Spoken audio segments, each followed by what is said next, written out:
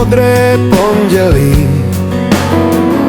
Bude ti známo, milá dámo, že z tvých krásných obrazů, seznamu zákazů, už bohužel voní jenom líh.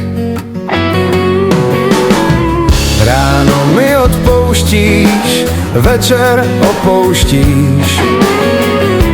Asi mi není vůbec přáno, z tvých věčných hříchů závěje prý se nic neděje, když nám v dlaních voní jenom líh.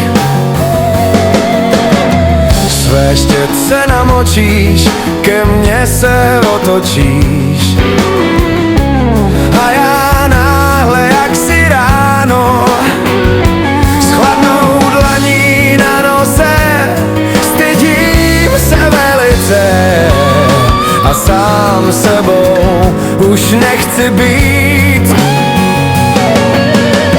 S vínem i maluješ, se mnou jen žertuješ, do svého křesla sproutí. Ráda své tělo schováváš, šanci mi nedáváš, když tak krásně voní líh. Až nás rozdělí modré pondělí, celý svět se rázem zhroutí.